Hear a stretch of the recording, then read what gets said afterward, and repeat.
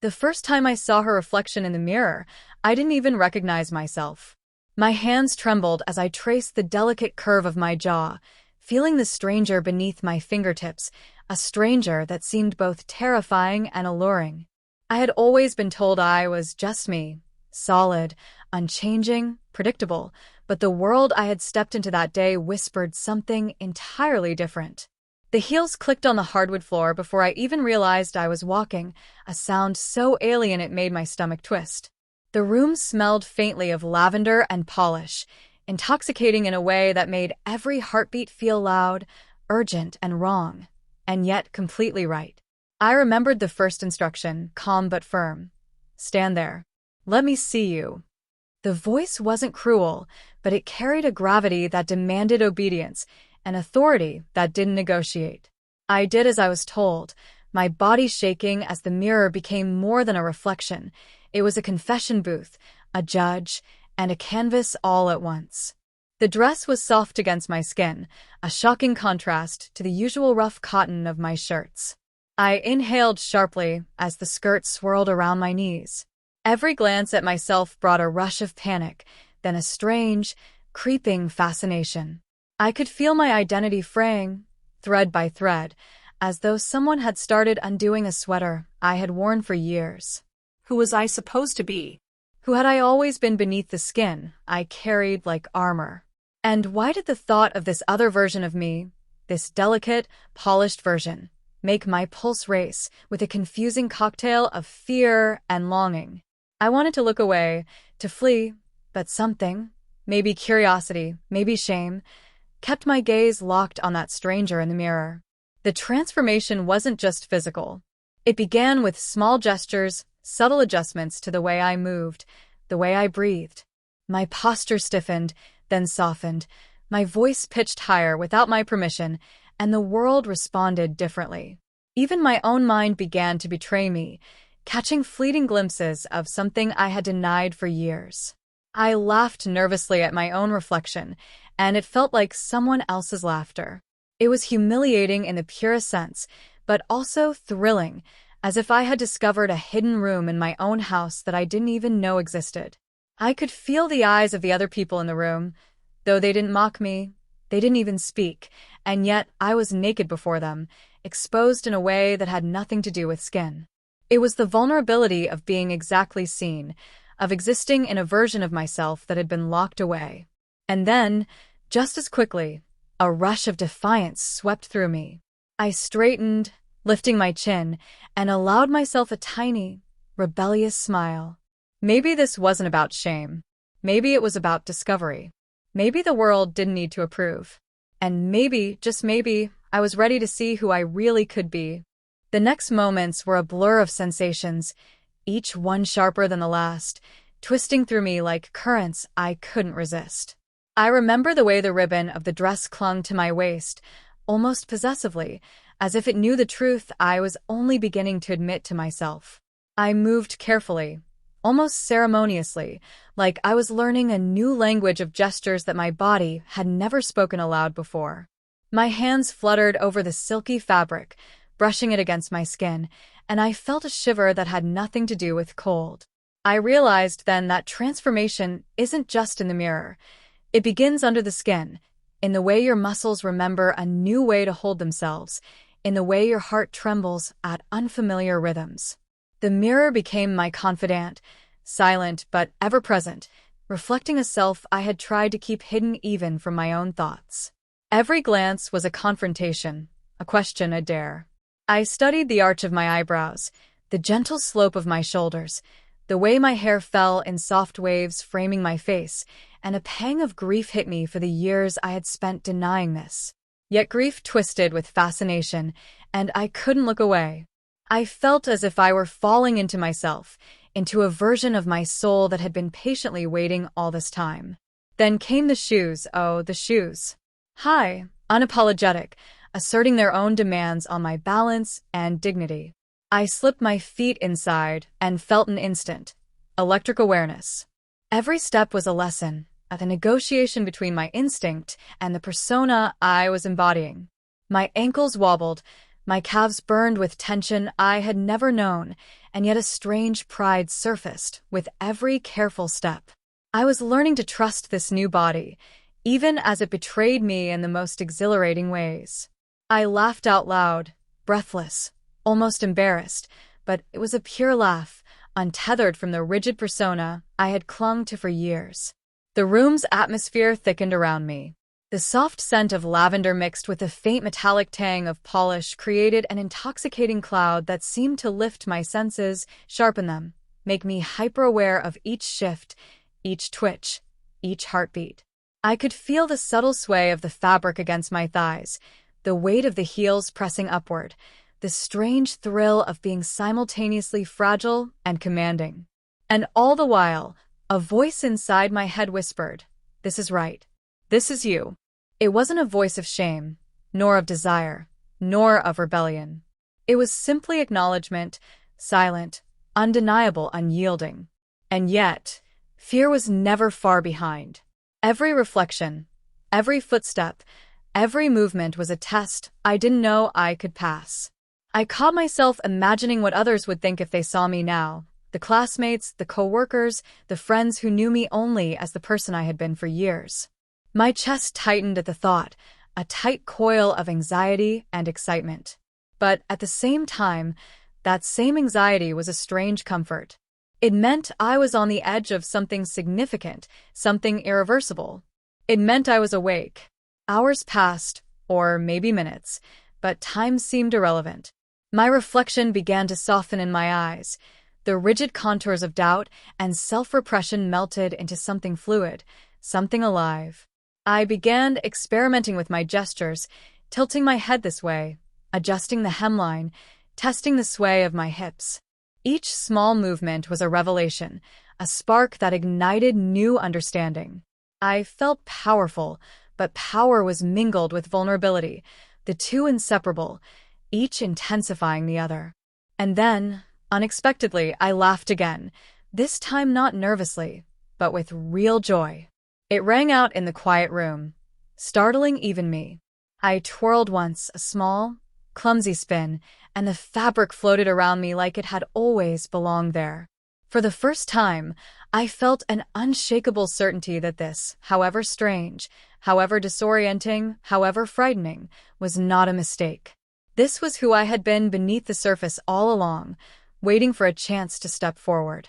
By the end of that day, when the first streaks of sunlight filtered through the blinds, I was exhausted in a way that went deeper than tired muscles. I was raw, open, and alive in a way that terrified me as much as it exhilarated me. And as I stared at the reflection that now seemed less like a stranger and more like a revelation, I whispered to myself, almost inaudibly, "I think I am ready." The next morning, I woke to the strange, sweet ache of anticipation curling through my chest. My body remembered the night before in ways my mind hadn't fully processed yet. The delicate pressure of fabric against skin, the subtle sway of my hips, the way every motion felt magnified, exposed, yet somehow natural. I lay there for a long while, listening to the quiet hum of the house, tracing my fingers along my arms, feeling the soft flush of skin, and wondering how I could have ever lived without this awareness.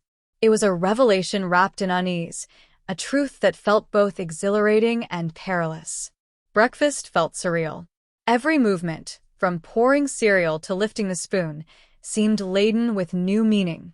I caught myself watching my reflection in the toaster's metallic surface, imagining how the subtle curve of my shoulders and the arch of my neck could be seen in ways I had never let anyone see before. I wanted to run, to hide, to pretend it was all a dream. But even as the impulse rose, a stubborn part of me held fast. No, this wasn't a dream. This was real. And it mattered. When I stepped outside, the world itself seemed to shift around me. The sidewalks, the streetlights, even the faint smell of autumn in the air, all of it pressed against me differently, as if I were no longer entirely the person I had been yesterday. Every glance, imagined or real, carried weight. I noticed the way my hair caught the sunlight, the sway of my skirt in the breeze, the way my heels clicked on the pavement with a new authority. Each sensation sparked an internal dialogue I couldn't silence. Do they see? Are they judging? Do they know? And then, almost like an answer, another thought. Does it even matter? I realized, painfully, that this transformation wasn't just about clothing or posture. It was about the layers of identity I had buried over the years, the self I had locked away because it didn't fit neatly into the boxes others had built for me. The mirror had been the first confrontation, but the world outside was a crucible, testing whether I could exist fully as this new version of myself, however fragile or nascent. I walked with careful determination, each step a silent declaration. I exist. I am here. I am visible. The more I moved through the day, the more I noticed the subtle shifts in my behavior, the little hesitations and instincts that were no longer entirely mine. My hands fluttered differently, my voice carried a different timbre, and even the way I laughed felt transformed, lighter, freer, and simultaneously more vulnerable. People's eyes sometimes lingered longer than expected, and though I couldn't read their thoughts, I felt my own heartbeat accelerate with a mixture of fear and thrill. I was alive in a way that had nothing to do with adrenaline. It was identity, raw and undeniable, demanding acknowledgement. By afternoon, fatigue set in, not from physical exertion, but from the constant negotiation of self.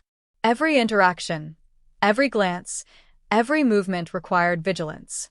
Yet within that challenge, there was also wonder. I discovered an unfamiliar strength in embracing discomfort, in allowing myself to be seen and known in ways I had always resisted. There were moments of clumsiness, times I stumbled over words or misjudged a step, and in each of these, I found humility and a strange, tender humor. I began to understand that transformation wasn't linear. It was a dance of hesitation and triumph, doubt and revelation, misstep and grace. Evening brought quiet reflection. I stood again before the mirror, letting my eyes linger on the stranger turn familiar. The soft curves, the gentle tilt of my head, the way my shoulders softened yet carried subtle poise, everything whispered truths I had long denied. I traced the line of my jaw, feeling the warmth of skin under my fingertips, and acknowledged the depth of what had changed, not just outwardly, but within. My mind and heart felt raw, stretched, and alive. And in that silence, I allowed myself to smile fully, without restraint. The reflection didn't just reflect me anymore. It held me fully, without judgment, without expectation. And I realized that maybe, just maybe, I had been waiting my entire life for this moment, not for approval, not for validation, but for recognition. Recognition of the self I had always been. The self I was only now brave enough to embrace. The next few days were a blur of discovery and confrontation, each one peeling back another layer of who I thought I was and revealing who I had always been underneath. I found myself waking earlier than usual, drawn to the mirror before the world had fully stirred, just to feel the contours of my face, the curve of my body, and the strange, thrilling balance of softness and presence that my new self exuded. I began to experiment more boldly with clothing, textures, and colors, feeling each fabric as though it were a revelation, each choice a declaration of identity that had previously been muted. My hands lingered over collars and hems, tracing edges, learning the language of my own body in ways that felt both intimate and radical. Every step outside the house became a study in courage. Even the simplest errands, walking to the corner store, picking up a package, felt like a performance, though not one meant for others. I was performing for myself, testing boundaries I had never dared approach. The sway of my hips, the tilt of my head, the cadence of my voice as I greeted strangers, all of it felt exaggerated at first, strange, almost theatrical. But slowly, almost imperceptibly, it became natural.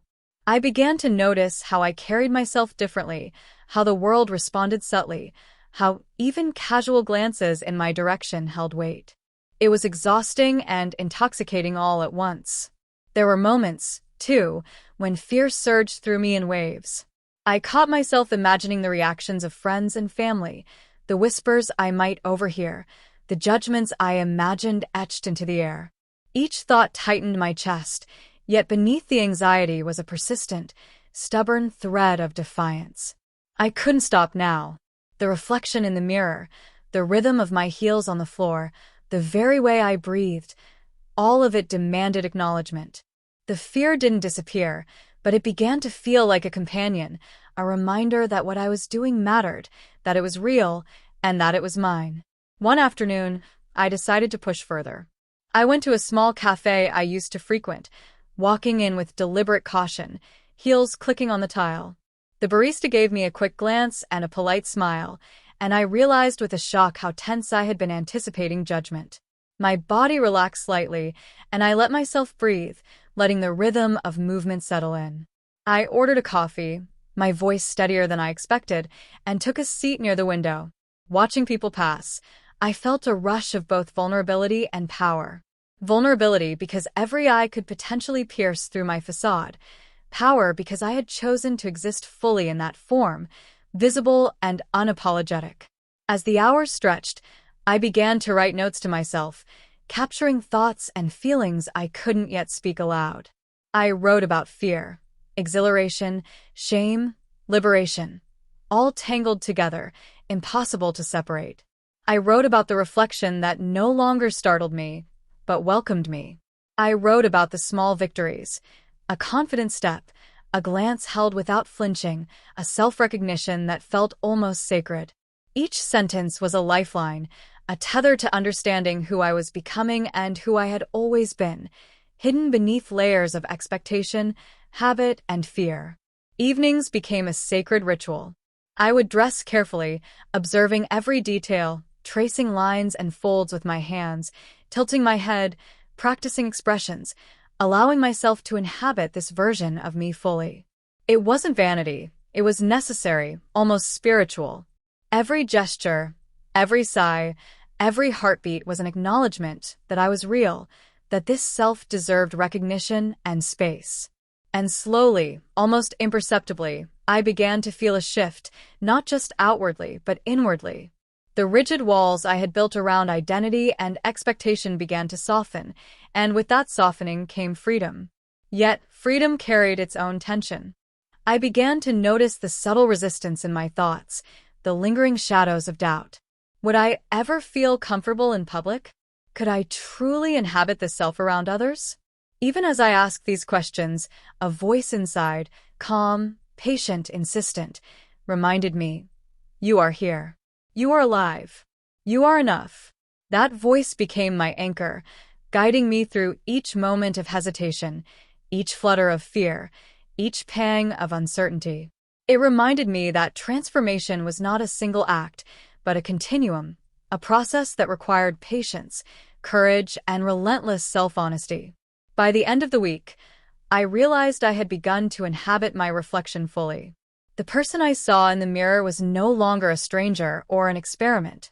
She was me. A me that had always existed, quietly waiting, resilient and undeniable.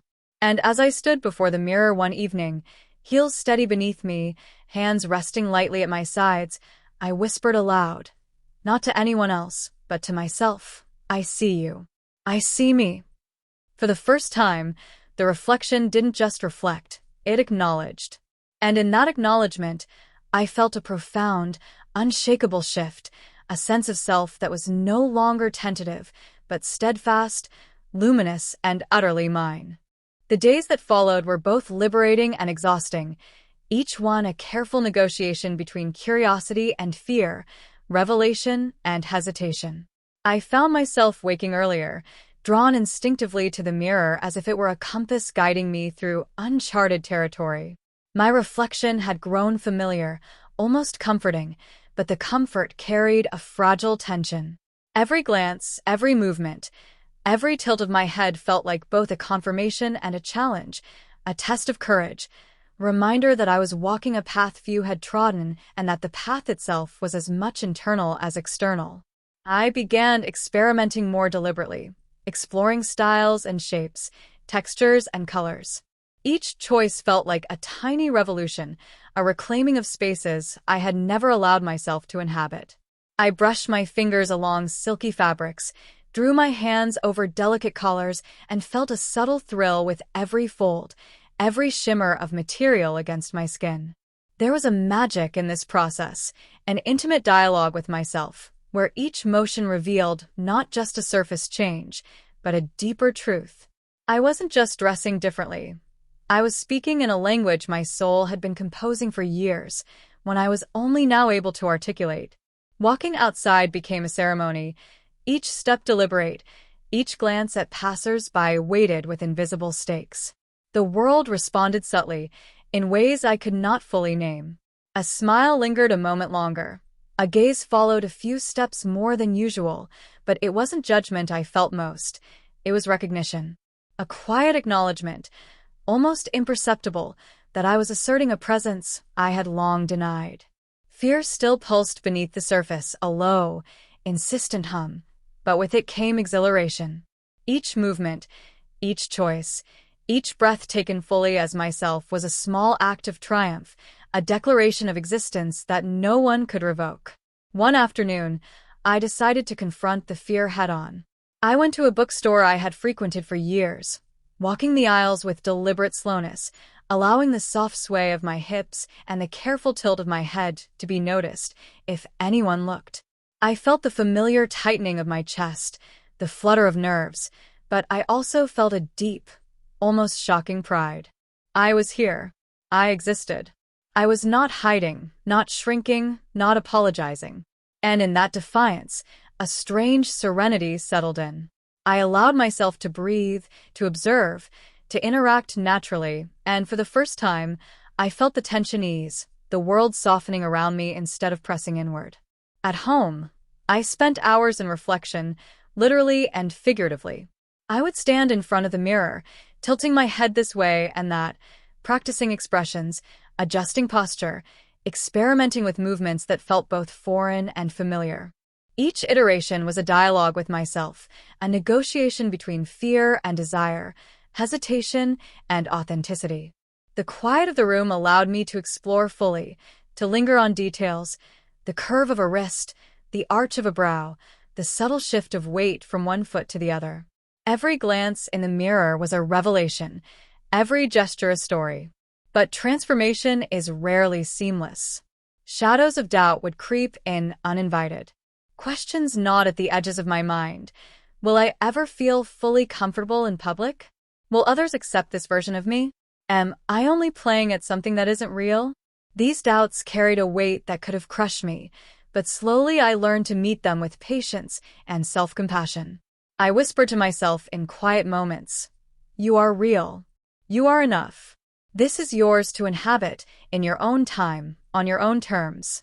And with each repetition, the voice grew stronger, more insistent, anchoring me in ways nothing else had before. Evenings became a sacred ritual of exploration and affirmation. I would dress carefully, selecting each piece with deliberation, adjusting each fold, brushing down stray strands of hair, and moving in front of the mirror as though it were both stage and sanctuary. There was a poetry to the routine, a rhythm that spoke to something deeper than surface appearance. I could feel my body remembering freedom it had never known, my mind absorbing the subtle shifts of identity, and my heart learning to beat in alignment with a truth it had long denied. And then there were moments of pure, unfiltered emotion.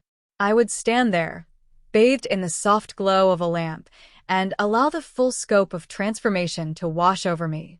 Tears would prick my eyes, not from shame or regret, but from recognition of self, of courage, of an identity that had always been present but never acknowledged.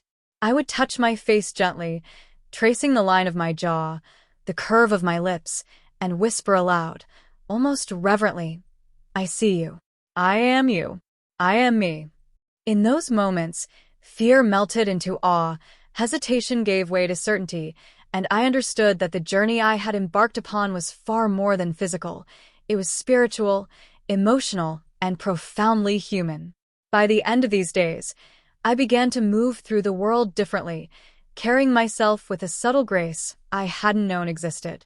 Confidence was not instantaneous, nor complete, but it was growing, thread by thread, step by step. And with every click of heels on the floor, every careful tilt of the head, every glance held without flinching, I felt the quiet but undeniable assertion of self. I was here. I was alive. I was becoming. And I would not turn away from it. That night, as the city lights spilled through the window and painted soft streaks across my bedroom floor, I felt an unfamiliar quiet settle over me, a stillness that carried weight. It wasn't the restless, anxious energy of previous days. It was something deeper, something like anticipation mixed with fear, curiosity folded into courage. I sat on the edge of the bed, tracing the curves of my legs beneath the skirt, the soft shimmer of fabric against my skin, and felt a pulse of awareness that was entirely new. Each sensation carried meaning, each movement demanded attention, each heartbeat seemed to whisper a secret I had only begun to understand. You are not what you were told. You are something entirely your own.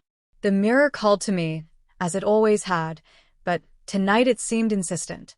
I rose slowly, heels clicking softly on the floor, and allowed myself to step into the reflection fully, without hesitation.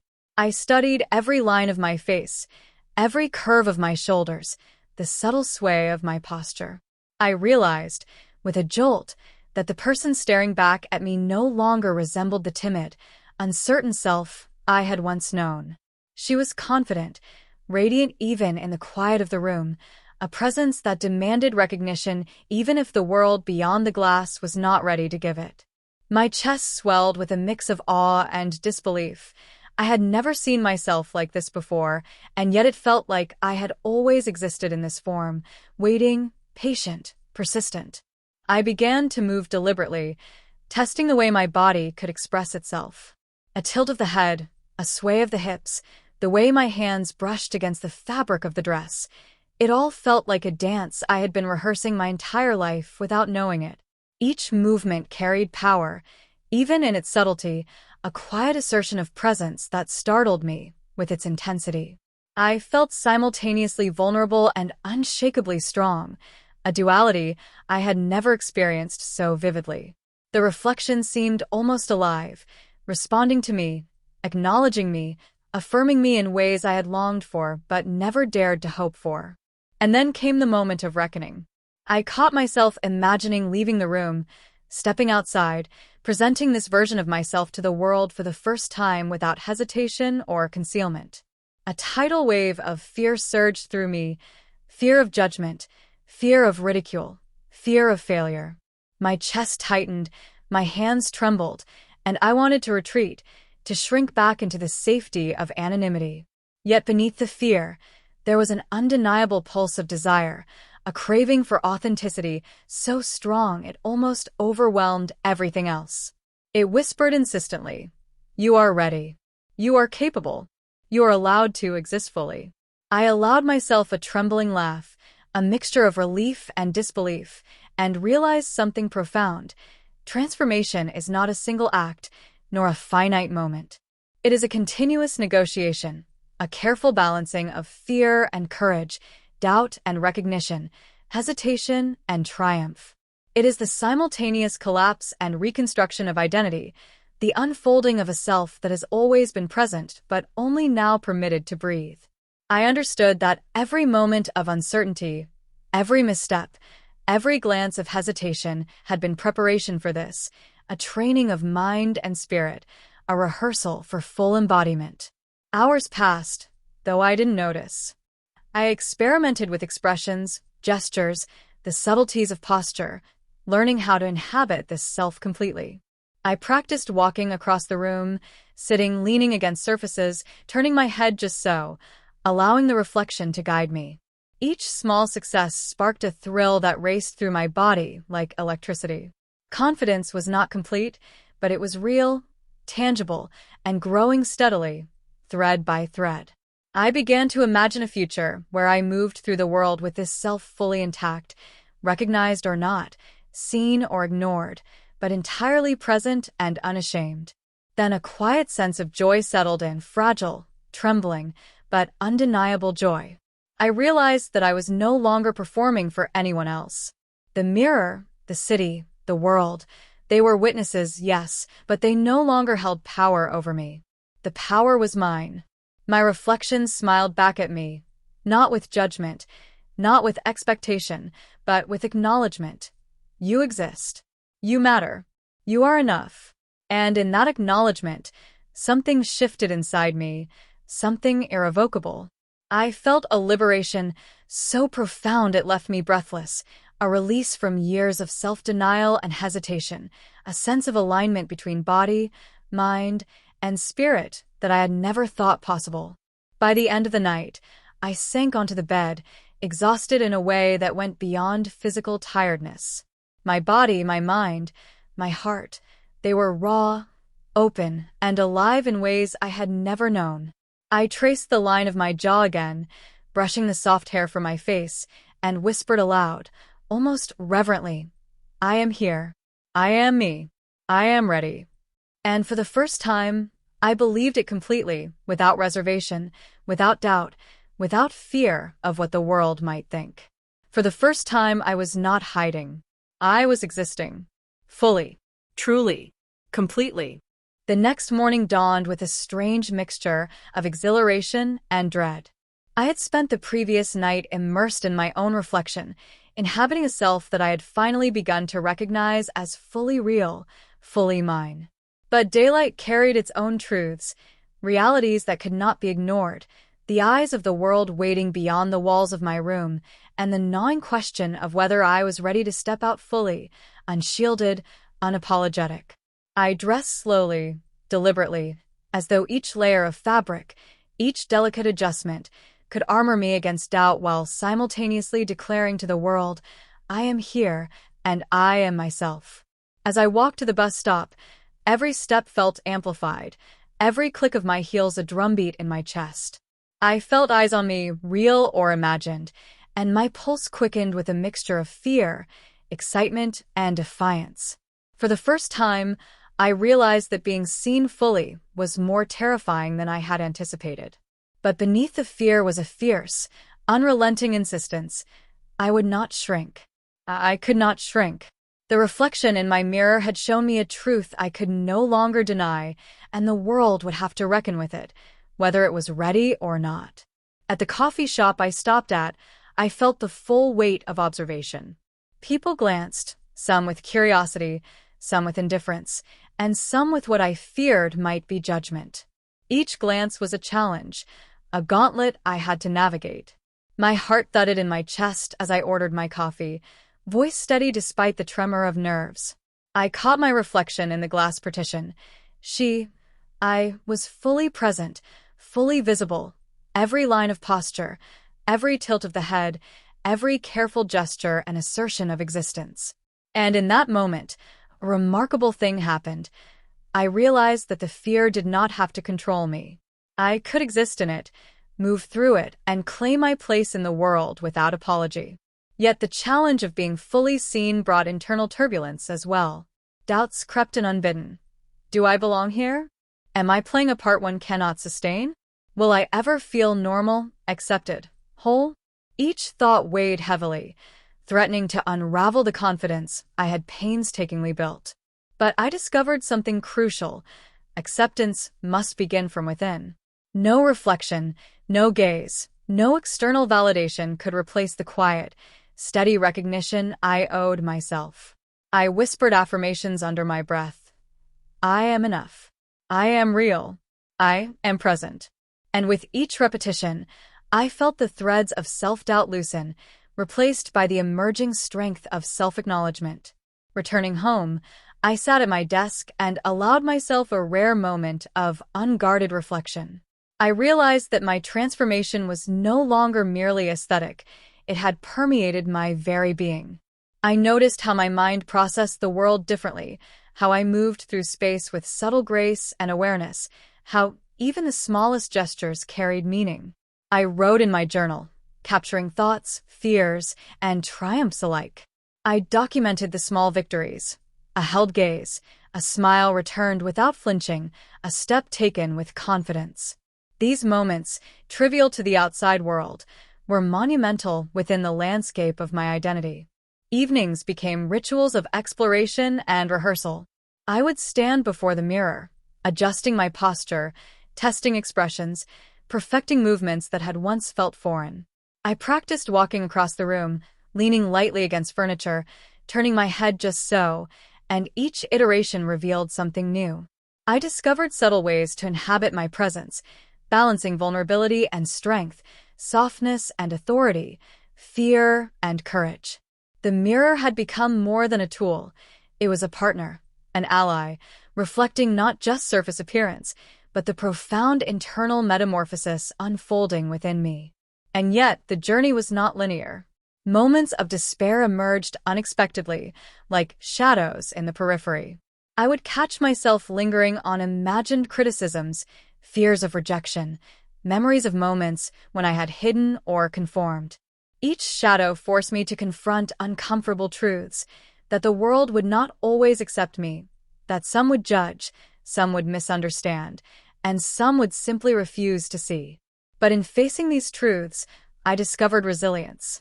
I realized that my worth was not contingent on acceptance. It was intrinsic, unwavering, and untouchable by external opinion. A breakthrough came one evening when I decided to video call a close friend. I had rehearsed the conversation endlessly in my mind, imagining every possible reaction, every potential question, every doubt they might voice. But when the moment came, I simply allowed myself to exist fully, as I was. I held their gaze through the screen, voice steady, movements natural, posture confident. And the response was quiet, understated, yet profoundly affirming, recognition without judgment, acknowledgement without reservation. That single moment crystallized a truth I had been circling for weeks, that self-acceptance, once rooted, radiates outward, shaping interactions, perceptions, and the way one inhabits the world. By the end of this week, I could feel the final, delicate threads of hesitation beginning to loosen. My reflection no longer startled me, no longer whispered doubt. It offered companionship, acknowledgement, and even quiet pride. I had navigated fear, embraced vulnerability, faced doubt, and emerged not unscathed, but whole. Every step I took, every gesture I made, every glance I held became a testament to resilience, authenticity, and the courage to inhabit one's truth. And in those quiet, reflective moments, I realized that the journey of transformation was infinite, continuous, and profoundly beautiful, a dance of self-discovery that would never truly end, but would only grow richer, deeper, and more luminous with time. And for the first time, I felt it fully. The terrifying, exhilarating, unshakable joy of simply being me, unapologetically, irrevocably, and completely. Morning light filtered gently through the blinds, painting soft golden lines across the floor. I woke slowly, feeling the familiar weight of anticipation curling through me, but this time it was tempered with calm. For the first time, the reflection that awaited me in the mirror didn't hold tension, didn't demand scrutiny. It simply existed alongside me, acknowledging me fully, silently, completely. I sat on the edge of the bed, letting my fingers brush the smooth fabric of the dress I had chosen, feeling the familiar yet endlessly novel sensation of identity made tangible. The reflection smiled, almost imperceptibly, and for the first time, I smiled back without reservation, without doubt, without fear. I dressed carefully, each choice deliberate, each movement infused with confidence I had been cultivating over weeks of small victories, missteps, and revelations.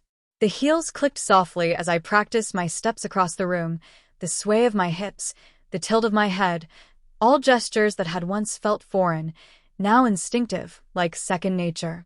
I allowed myself a slow turn, watching the dress float around my knees, the hair framing my face perfectly in soft waves, and I felt a surge of something indescribable. Power, yes, but also tenderness, recognition, and awe at the self I had nurtured into being. Stepping outside, the world seemed quieter somehow, as if it had shifted to accommodate me. The air brushed against my skin differently, carrying the scent of autumn leaves and distant rain, and the familiar rhythm of city life no longer pressed against me with judgment. It merely existed around me, a backdrop to my own unfolding presence. Each step felt grounded yet effortless, a demonstration of alignment between inner and outer self. Passers-by glanced, some curious, some indifferent, but the weight of their attention no longer dictated my reality. For the first time, I realized that visibility was not a weapon or a threat. It was simply an acknowledgement of existence, and I could meet it on my own terms. I visited the small cafe I had once feared, the one where I had felt every glance like scrutiny, every smile like judgment. Today, I moved with a serenity I had never known. I ordered my coffee without hesitation, held my head high, and allowed my gaze to meet others casually, confidently. No thought of fear or rejection lingered. Only awareness, presence, and quiet pride. When the barista returned my smile, warm and genuine, I realized that recognition and acceptance did not need to be earned. They were natural outcomes of being unapologetically myself. Returning home, I sank onto the floor in front of the mirror, allowing myself the rare indulgence of stillness.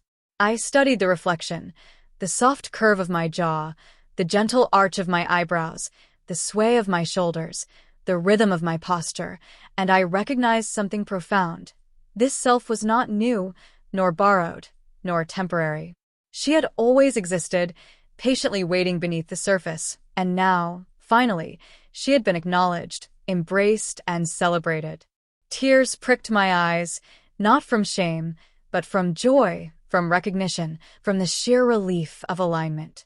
I whispered softly, almost reverently, "I am here, I am me, and I am whole." Evenings became a ritual not of rehearsal or self-testing, but of gratitude. I dressed, I moved, I observed, not to prove anything, but simply to inhabit my own presence fully. I allowed myself to laugh, to sway, to linger in gestures that felt natural and effortless. I experimented with subtle expressions in the mirror, noticing how each conveyed confidence, softness, humor, or grace, and I celebrated each nuance, each imperfection, each triumph. I realized that self-acceptance was not a destination, but a continuous, evolving dialogue between who I am, who I show the world, and who I allow myself to be in quiet, unguarded moments. The final weeks of my transformation were marked by a quiet courage. I began to interact more fully, reaching out to friends, walking with confidence, engaging in spaces I had once feared. I no longer questioned my worth or visibility. Instead, I moved through life with intention and authenticity. The reflection in the mirror became a source of guidance, strength, and comfort, a partner in the ongoing dance of life. Every glance, every movement, every breath was a testament to resilience, self-recognition, and the courage to fully inhabit one's truth. And in the quiet moments, when the world softened and I was alone with my reflection, I understood something elemental. Transformation is not about becoming someone else. It is about discovering, revealing, and inhabiting the self that has always existed. It is about patience, courage, humility, and joy. It is about fear and exhilaration, vulnerability and strength, doubt and celebration.